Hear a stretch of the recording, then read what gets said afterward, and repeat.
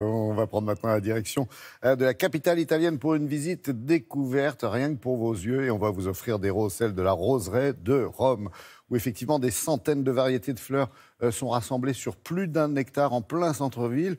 Claire Colnet, bonjour. Ce jardin a de quoi séduire les touristes et pourtant il est plutôt méconnu. Oui, effectivement. Et pourtant, l'endroit n'est qu'à quelques pas d'attractions touristiques majeures à Rome, comme le Cirque Maxime ou le Mont Palatin. Mais il n'est ouvert que 2 mois dans l'année, d'avril à juin, au moment évidemment où les roses ont fleuri. C'est une oasis de paix, de tranquillité en plein centre-ville, un endroit où il fait bon venir se rafraîchir aussi au moment des très fortes chaleurs. Une roseraie avec une histoire rocambolesque. C'était d'abord un cimetière juif, puis un potager cultivé par les soldats lors de la Seconde Guerre mondiale. Bref, l'endroit ne manque pas de charme, comme vous allez le voir dans ce reportage réalisé avec Claudia Billy, Florence Crimon et Jules Longchamp.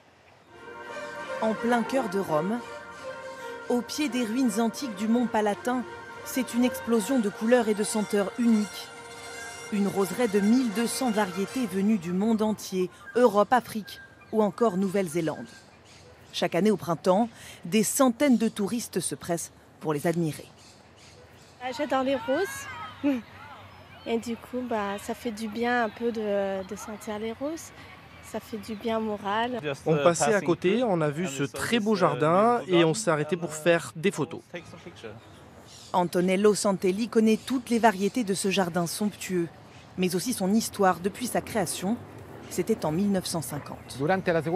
Pendant la Seconde Guerre mondiale, c'était un potager de guerre, un des nombreux endroits verts de Rome où on cultivait les légumes. Dans cette période, vous savez, la population avait faim. En quelques années, les jardiniers de la mairie transforment entièrement ce potager.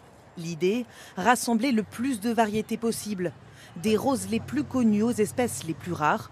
Certaines seraient même apparues il y a 40 millions d'années. La roseraie réserve aussi quelques surprises, comme cette fleur, un hommage à une célèbre actrice française. C'est une rose magnifique. Son créateur l'a dédiée à Fanny Ardant. La France est la patrie des roses. Et pas seulement les variétés anciennes, aussi les modernes. Il y a beaucoup de producteurs français qui créent de nouvelles variétés de roses toute l'année. Et parmi ces nouveautés, les visiteurs peuvent aussi découvrir la rose du grand amour. La roseraie de Rome, assurément l'une des balades les plus romantiques de la ville, à découvrir gratuitement avant que les roses fanent, jusqu'à la fin du mois de juin. Oui, Claire, une roseraie qui est également connue pour un grand concours international. Oui, effectivement, un concours annuel qui a lieu dans la roseraie depuis maintenant 76 ans et qui attire tout le gratin des botanistes du monde entier. La dernière fois, c'était il y a 2 semaines. 88 roses étaient en compétition venues de 7 pays. C'est un jury de botanistes et d'académiciens qui les a départagées. La France, décidément grande spécialiste de la rose, a raflé la plupart des prix, celui du meilleur parfum notamment. Merci beaucoup, Claire.